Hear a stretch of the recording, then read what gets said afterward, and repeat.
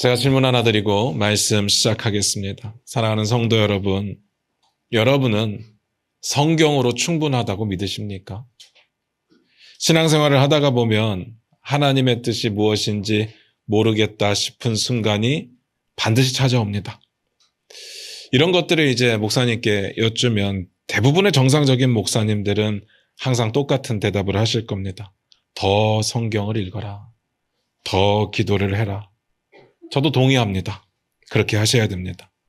그런데 일반적으로는 이런 말을 들으면 답답해지죠. 뭔가 명확한 디렉션을 좀 주셨으면 좋겠다라는 생각을 합니다. 그리고 속으로 이렇게 생각할 겁니다. 아니, 목사가 돼가지고 맨날 성경만 보는데 그것도 몰라. 어떤 목사님 찾아가면 명확하게 답을 주시는데 우리 목사님은 영성이 좀 떨어지나 보다. 저는 이런 생각하는 게 이해가 됩니다. 어느 정도. 사실 성경을 읽어도 모를 때가 진짜 많거든요. 성경 자체의 의미를 모를 때도 있고 또 내가 궁금해하는 부분에 대해서 성경이 뭐라고 하는지를 찾지 못할 때도 있습니다. 그나마 요즘에는 AI가 워낙 발달되어 있어서 챗GPT로 물어보면 알아서 대답을 척척 해주기는 합니다. 그런데 문제는 그게 맞는지 틀리는지 모를 때가 많다는 거죠. AI가 거짓말을 진짜 많이 하거든요. 그래서 조심하셔야 됩니다. 또 심각한 경우는 내가 고민하는 부분에 대해서 아예 성경이 언급을 안 하는 때도 있습니다. 진짜 안 할 때가 있죠. 그런데 성경으로 충분하다 동의가 안 되는 분들이 많을 겁니다. 잘 들으셔야 됩니다. 하나님께서 우리에게 하나님의 말씀으로 성경을 주셨습니다. 그렇다면 저는 성경으로 충분하다고 믿습니다. 다른 걸 안 주셨거든요. 그런데 무엇에 충분하냐는 따지고 봐야죠. 우리가 궁금해하는 그 모든 것들, 내 삶에 일어나는 모든 순간들에 대한 해답을 다 주지는 않을 겁니다. 그렇게 충분하지는 않습니다. 그럼 뭐에 충분하냐? 우리가 구원을 받는데 충분합니다. 하나님의 구속사역을 이해하는데 충분합니다. 우리가 다 이해할 수 없다고 하더라도 이 말씀만으로 충분합니다. 다만 우리는 우리의 수준에서 볼 때 다 이해할 수 없다는 게 늘 걸림돌이 됩니다. 그래서 많은 사람들이 어떤 실수를 하느냐? 말씀을 읽기보다는 기도를 하기보다는 또 깊이 묵상하기보다는 뭔가 화끈하고 명확한 디렉션을 주는 종교 지도자들을 의지하게 되는 경우가 많더라라는 겁니다. 오늘 말씀을 같이 보면서 그 이야기를 좀 나눠보도록 하겠습니다. 사무엘하 7장 1절입니다. 같이 읽겠습니다. 시작. 여호와께서 주의 모든 원수를 무찌르사 왕으로 궁에 평안히 살게 하신 때에. 오늘 말씀이 이렇게 시작했어요. 여호와께서 주의 모든 원수를 무찌르셨대요. 아멘이죠. 다 동의가 됩니다. 지난주까지의 내용이 뭐였는지 혹시 기억이 나실까요? 다윗이 언약궤를 다윗의 장막에 옮겨두고 너무 기뻐서 춤추면서 이제 번제와 화목제를 드렸고요. 또 백성들을 축복하면서 화목제에 쓰였던 그 고기와 또 떡을 나눠줬었습니다. 이 모든 상황들을 오늘 본문과 연관해서 중요한 것만 짚어보면 그때 백성들의 마음이 어떠했을까라는 거죠. 이건 좀 짚어봐야 됩니다. 너무나도 기뻤을 거라고 제가 말씀을 드렸어요. 기억나시죠? 여기서 중요한 건 왜 기쁘냐라는 거죠. 이유는 간단합니다. 지금까지 이스라엘 백성들이 안 기뻤었습니다. 맨날 이방 족속이 쳐들어와서 괴롭히는데 불안하지 기쁠 일은 없죠. 또 나라가 둘로 쪼개져 가지고 서로 대치하고 있는데 기쁠 수 없습니다. 불안합니다. 그리고 가장 큰 문제가 뭐였습니까? 그렇게 고통받고 있음에도 불구하고 하나님께서 그들을 안 도와주시는 것 같았다라는 거예요. 그래서 안 기뻤습니다. 그런데 다윗이 왕이 되고 나니까 상황이 완전히 바뀌잖아요. 나라가 하나로 합쳐집니다. 그리고 그 두려웠던 이방 족속들이 다 다윗 앞에 무릎을 꿇어요. 그리고 가장 중요한 게 뭡니까? 70년간 방치되었던 언약궤가 다윗의 성 안으로, 다윗의 장막 안으로 들어왔습니다. 언약궤는 하나님의 임재라고 그랬잖아요. 하나님의 임재의 상징입니다. 언약궤가 돌아올 수 있었다라고 하는 건 하나님의 임재가 드디어 다시 이스라엘 가운데 임했다라는 뜻이거든요. 이 모든 일이 다 누구 때문에 일어난 일이에요? 다윗이요. 이스라엘의 불안함이라고 하는 건 다윗이 왕이 되고 나니까 다 사라졌습니다. 다 해결됐습니다. 그러니까 백성들이 기뻤던 건 언약궤가 돌아왔기 때문도 있겠지만 사실은 다윗이 왕인 것이 기쁜 거예요. 우리의 왕으로 다윗이 있는 게 기쁜 겁니다. 자, 그런데 바로 이어서 성경이 오늘 본문에 뭐라고 이야기를 했다고요? 다시 한번 읽어볼게요. 사무엘하 7장 1절입니다. 같이 읽겠습니다. 시작. 여호와께서 주의 모든 원수를 무찌르사 왕으로 궁에 평안히 살게 하시는 때에, 처음에 뭐라고 했습니까?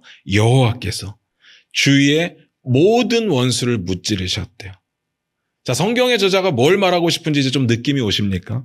사람들은요, 다윗 때문에 기쁜 거예요. 물론 하나님 이야기도 하지만 뭐 지금까지 하나님이 안 계셨던 것도 아니고 다윗이 왕이 되고 나서 다 해결된 거니까 다윗 때문에 기쁜 겁니다. 심지어 언약궤가 돌아온 것도 다윗이 잘한 거죠. 다윗이 가지고 온 겁니다. 그런데 성경의 저자는 그런 일들이 딱 마무리되고 나서 뭐라고 이야기를 하느냐? 아니야. 이 모든 일들 다 하나님께서 하신 거야. 라는 이야기를 굳이 해주는 거죠.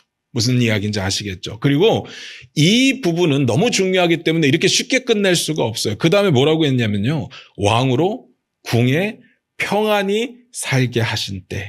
잘 보세요. 이거 진짜 중요한 부분입니다. 여기서 포인트는요.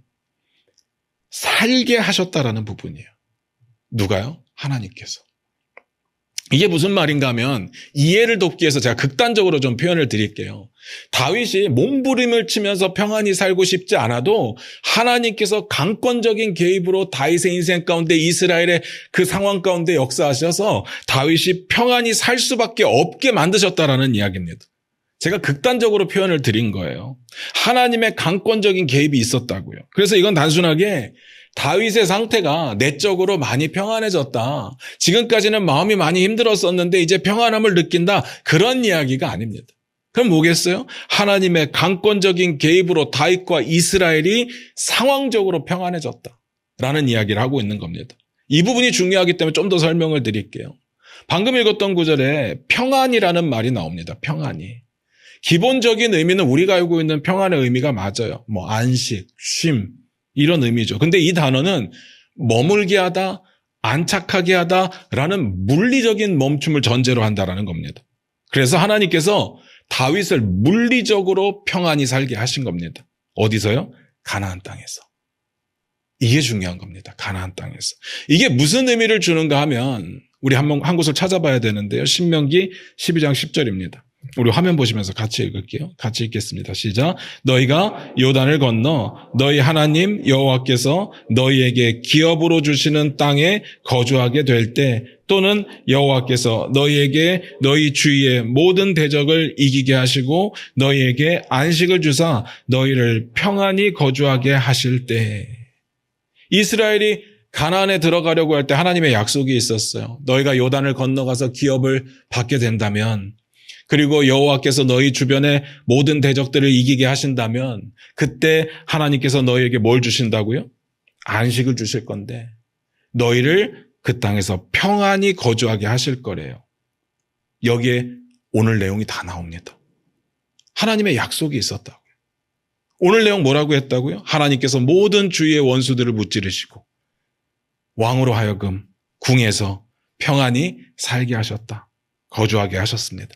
하나님의 약속이 이루어졌어요.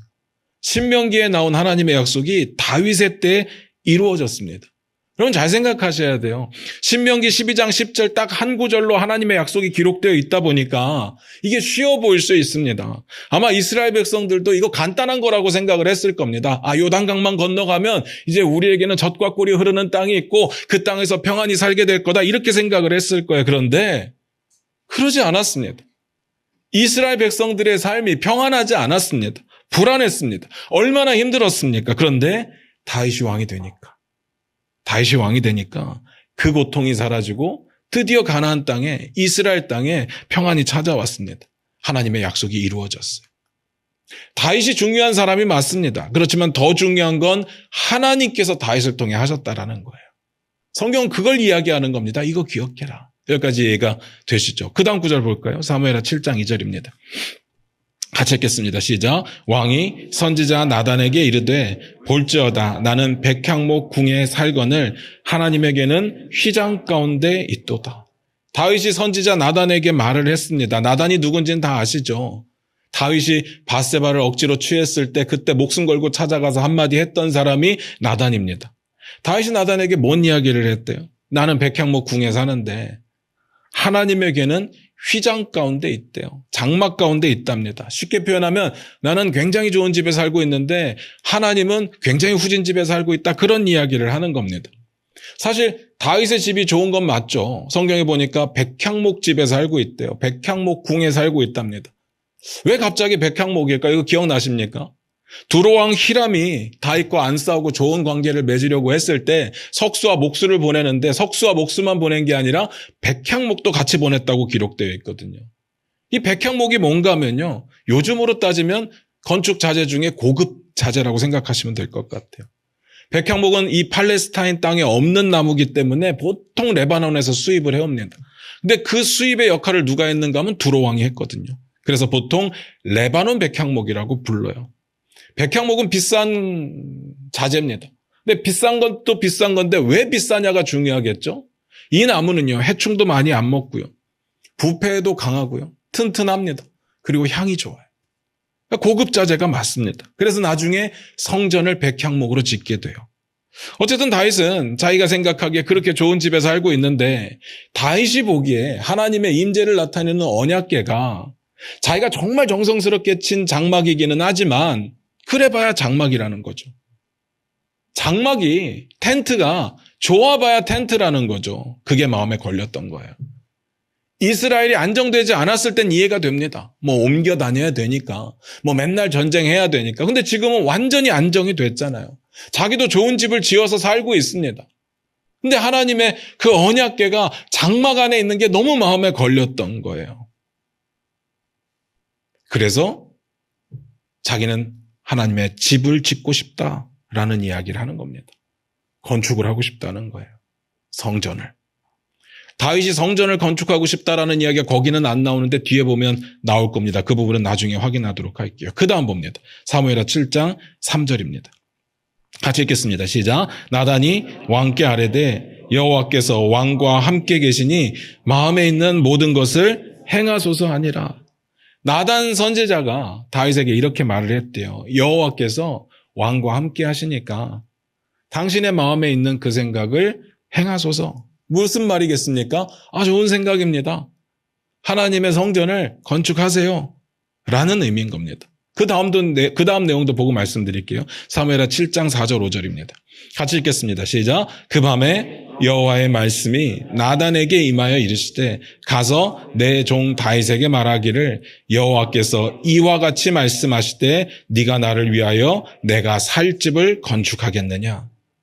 다윗과 나단이 만나서 다윗이 나 건축하고 싶어요. 하세요 했던 그날 밤에 하나님의 말씀이 나단에게 임했답니다.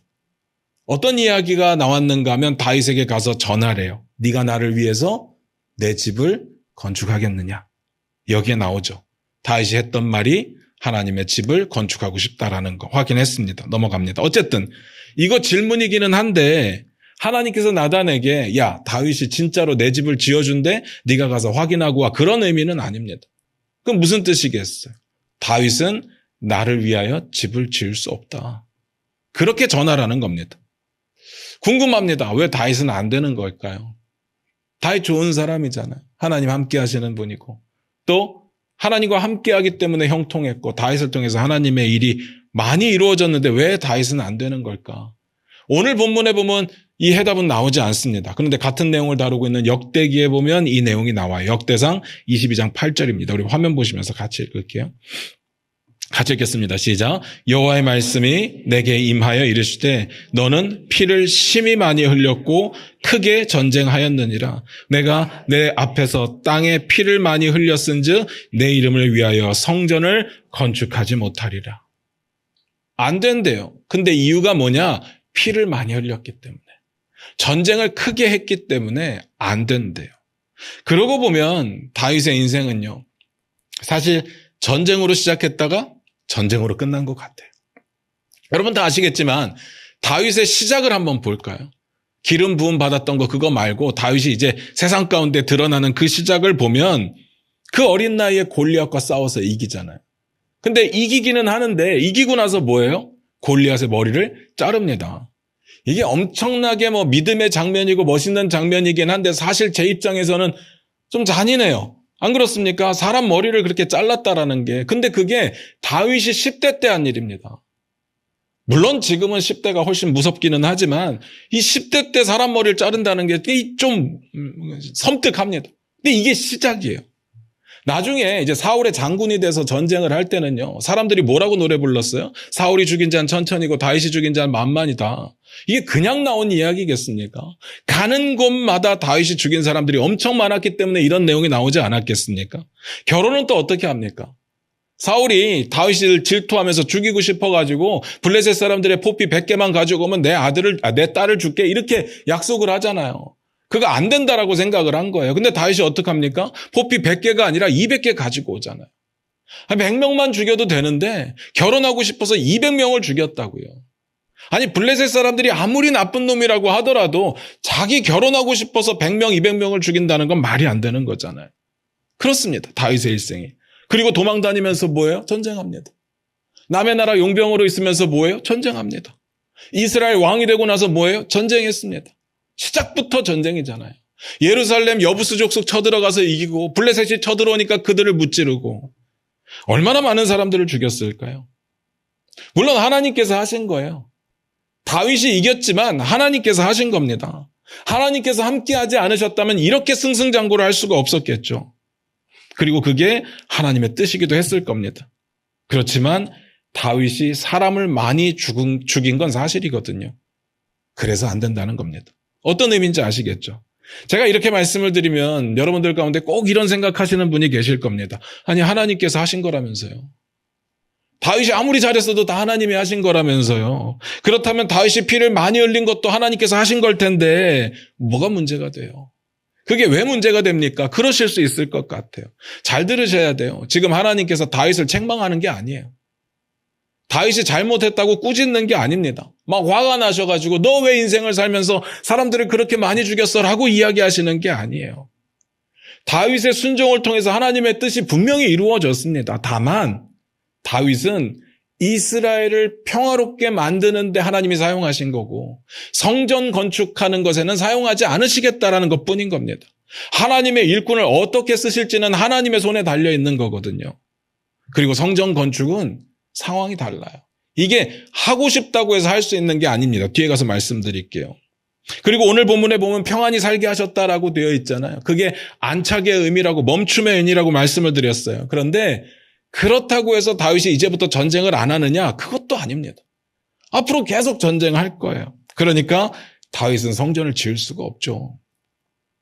어떻게 전쟁하는 사람이 성전을 지어요? 그러면 이런 게 궁금하겠죠? 피를 많이 흘리면 왜 성전을 못 짓는데요?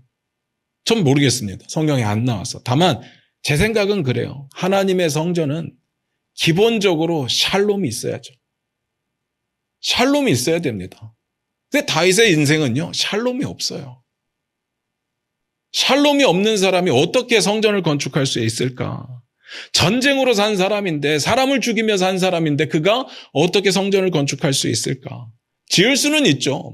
건물 짓는 거 아무나 할 수 있겠지만 세상 사람들이 다윗을 보면서 그 성전을 바라볼 때 뭐라고 하겠냐고. 이건 제 생각이에요. 그래서 어쩌면 솔로몬은 가능했을지도 모르겠습니다. 솔로몬은 아버지가 이루어 놓은 거 그냥 잘 다스리기만 하면 됐거든요. 그 사람이야말로 정말 평안한 시대를 살았고 인생이 평안했거든요. 솔로몬의 이름도 결국은 샬롬에서 온 거잖아요. 솔로몬, 샬롬. 그러니까 그가 짓는 게 맞지 않았을까? 제 생각입니다. 대신에 여기서 짚어보고 싶은 내용은 있어요. 첫 번째, 이거 기억하셔야 돼요. 하나님은 어느 한 장소에 사시는 분이 아니십니다. 하나님께서 모세에게 회막을 지으라고 하셨어요. 그런데 그 회막이 하나님이 거기에 사시려고 만들라고 하신 게 아닙니다. 회막을 왜 만드셨어요? 사람들을 위한 거예요. 하나님의 이름을 둘 수 있도록 허락하신 겁니다.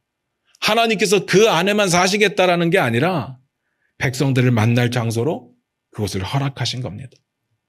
하나님이 아무 때나 아무 곳에서나 임재하시면 사람들은 죽어요. 그래서 성막을 만들어서 나중에 보면 성전을 만들어서 하나님의 임재를 그곳에 두시겠다라고 한 겁니다. 그렇게 정해 주신 거예요. 그래서 오늘 본문 뒷부분에 이런 내용이 나오는 겁니다. 우리가 읽지는 않았지만 지금 한번 읽어보도록 하겠습니다. 사무엘하 7장 6절 7절입니다. 같이 읽겠습니다. 시작. 내가 이스라엘 자손을 애굽에서 인도하여 내던 날부터 오늘까지 집에 살지 아니하고 장막과 성막 안에서 다녔나니 이스라엘 자손과 더불어 다니는 모든 곳에서 내가 내 백성 이스라엘을 먹이라고 명령한 이스라엘 어느 지파들 가운데 하나에게 내가 말하기를 너희가 어찌하여 나를 위하여 백향목집을 건축하지 아니하였느냐고 말하였느냐. 무슨 말인지 아시겠습니까? 잘 보세요.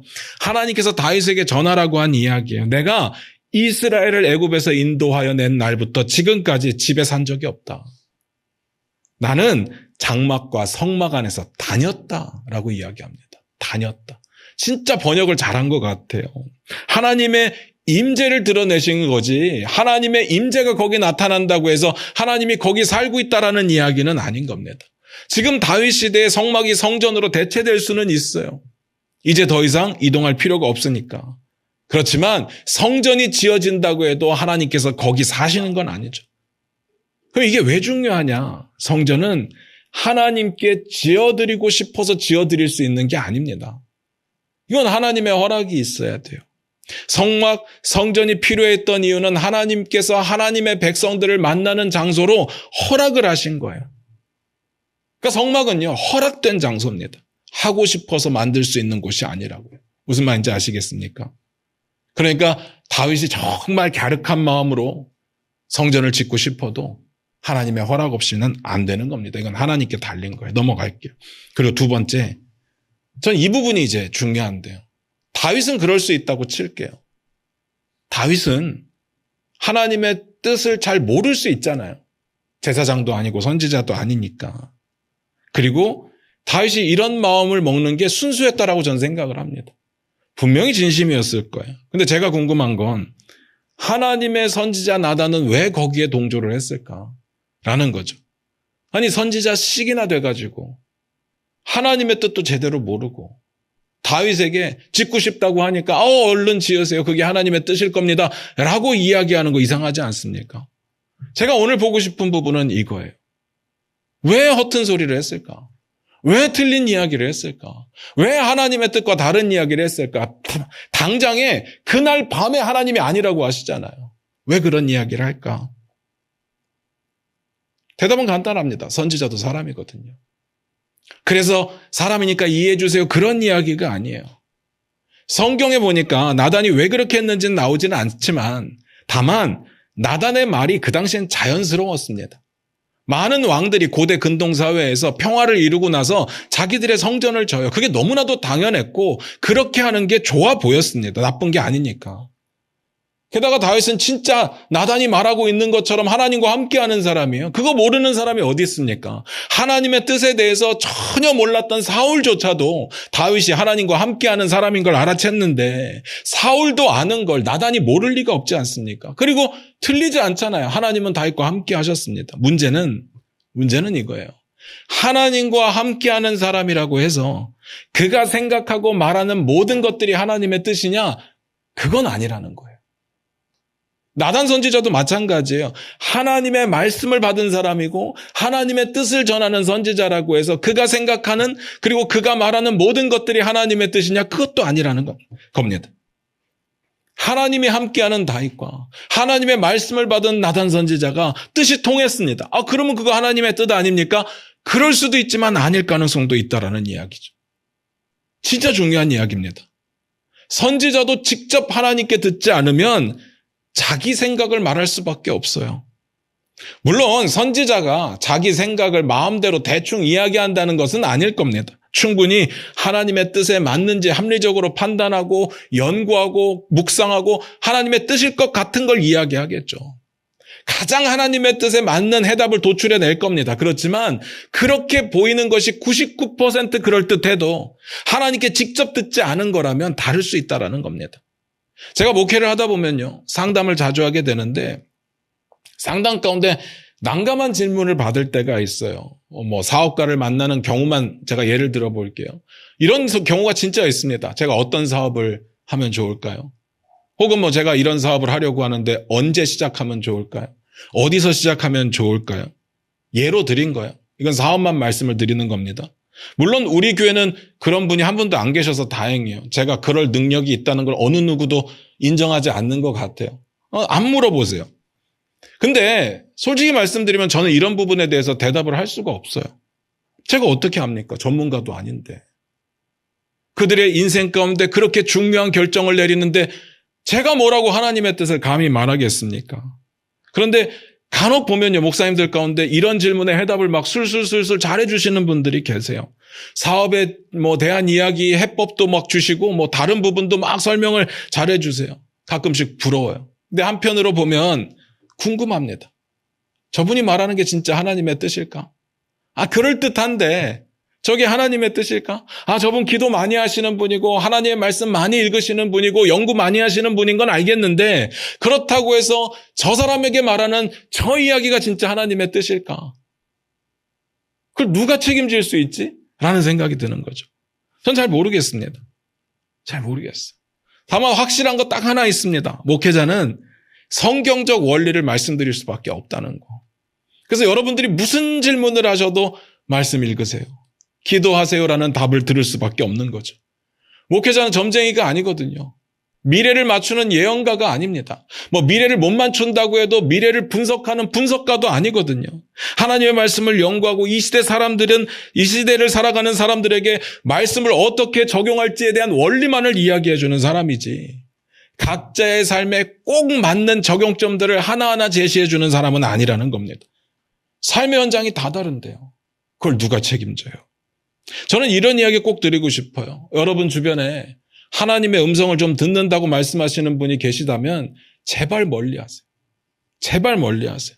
하나님께서 오늘 저에게 이렇게 말씀하십니다. 하나님께서 당신에게 이런 말씀을 전하라고 하십니다. 라고 말한다?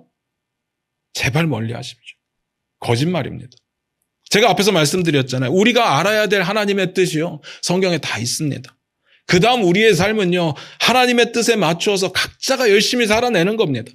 우리가 알고 있는 하나님의 말씀을 가지고 또 우리가 알고 있는 하나님의 역사를 가지고 내 인생에 어떻게 하나님의 역사하실지를 기대하면서 각자가 살아가는 거예요. 자꾸 없는 걸, 자꾸 안 나오는 걸 그들에게 얻으려고 해서는 안 된다는 겁니다. 여러분들이 말씀 읽으셔야 돼요. 여러분들이 기도하셔야 됩니다. 그리고 여러분들의 삶에 가장 소중하고 가장 중요한 결정과 선택을 여러분이 하셔야 되는 거예요. 그리고 책임도 여러분이 지시는 거죠. 물론 하나님이 도와주시길 간절히 기도하면서 그걸 또 함께 기도하면서 목회자에게 물을 건요. 성경적 원리예요. 적용의 원리입니다. 방향성입니다. 그리고 기도 부탁이죠. 적용은요. 하나님과 나와의 관계 가운데 각자가 하는 겁니다.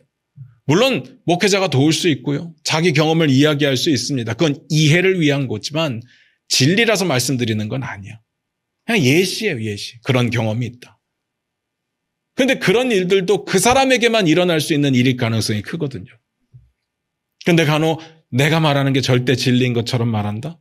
내가 경험한 게 절대 진리인 것처럼 말한다? 내가 말하는 게 하나님의 음성을 대언한다고 말한다? 속지 마시라고요. 그들은 책임져 주지 않을 겁니다. 근데 책임져 주잖아요. 더 큰 문제예요. 더 큰 문제라고요. 많은 사람들이 책임을 져주면 저 사람의 말이 진짜일 거라고 생각을 하는데요. 하나님의 뜻이라고 말해놓고 실패했는데 책임을 져주면 이건 가짜예요. 가짜잖아요. 이렇게 이단이 만들어지는 거예요. 어느 누구도 내 신앙을 대신해 줄 사람은 없습니다. 내 삶을 대신 살아줄 사람도 없어요.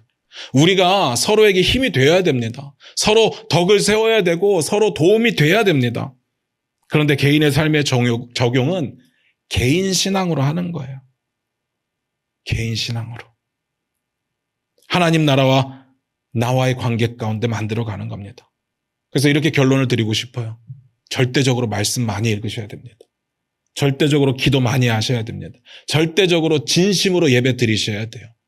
그거 없이 느낌으로, 감으로, 경험으로 정말 위험해요. 그래서 그게 없어서 영성이 뛰어난 어떤 분에게 가서 내 삶을 책임져 달라고 부탁한다?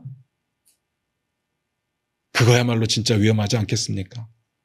사랑하는 성도 여러분, 진짜 말씀 많이 읽으셔야 됩니다. 기도 많이 하셔야 돼. 그것밖에 없습니다. 그래서 내 삶의 하나님과의 관계의 스토리가 많이 쌓이시길 원해요. 하나님과 나와의 관계의 스토리가 쌓인다는 게 뭔 말인가 하면요. 하나님의 뜻을 구하고 궁금하니까 말씀에서 찾아보고 또 열심히 기도하고 그 과정에서 모르는 것 목회자에게 물어볼 수는 있겠죠. 성경의 원리나 뜻에 대해서.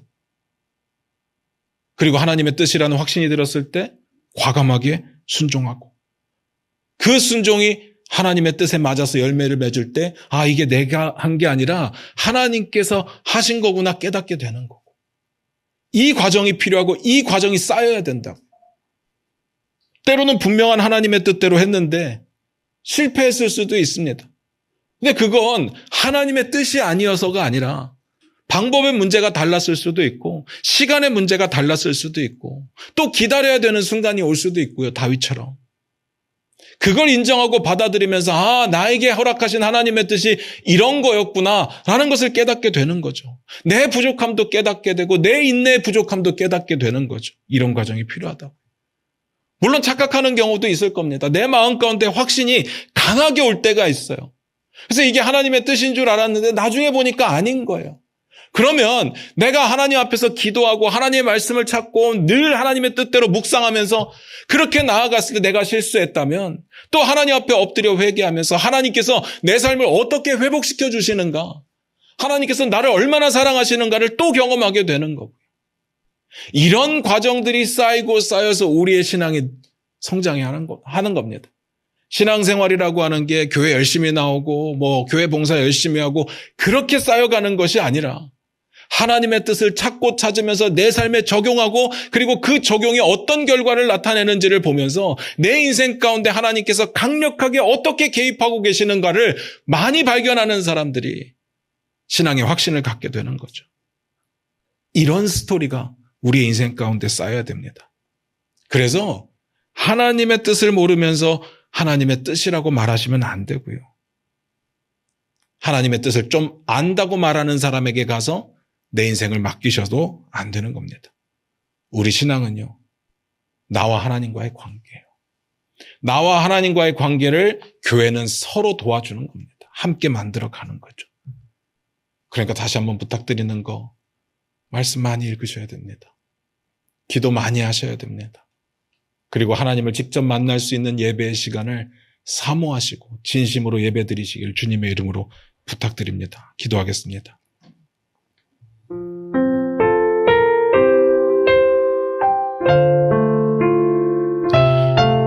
우리 이 시간 말씀 들으면서 어떤 생각을 했었는지 고민해 보시기를 원합니다. 우리를 향한 우리 교회 공동체뿐만 아니라 내 개인을 향한 하나님의 뜻이 무엇인지 여러분 발견하셨습니까? 저는 자주 말씀드렸는데 목회자로 부르심을 받고도 20년 동안 그 고민을 했거든요. 하나님 나를 부르신 게 맞습니까? 하나님 나를 어떻게 쓰시기를 원하십니까? 깨닫게 된다면 제가 딴짓 안 하고 딴 데 쳐다보지 않고 열심히 순종하겠습니다. 제가 그 확신을 얻기까지 20년 걸렸다고 말씀드렸거든요. 그런데 이 20년의 그 방황했던 시간들이 그 이후의 시간들을 흔들리지 않고 하나님을 바라볼 수 있는 시간으로 만들어주더라는 겁니다. 여러분의 인생에도 이런 스토리들이 쌓이기를 원합니다. 그러려면 직접 말씀을 읽으시고 직접 기도하시고 직접 하나님의 뜻대로 살아보려고 하는 우리의 결단과 노력이 필요합니다. 그런 여러분이 되시기를 원합니다. 그런 우리가 되기를 원합니다. 이 시간 2026년 시작하고 2달이 지났지만 3월부터 다시 한번 말씀 앞에 무릎 꿇겠노라. 아무리 바빠도 말씀으로 살아가겠노라. 마음에 결단하셨으면 좋겠습니다. 이 시간 그런 결단이 우리 안에 이루어지기를 원합니다. 우리 다 같이 그렇게 기도하며 나아갑니다. 기도하겠습니다.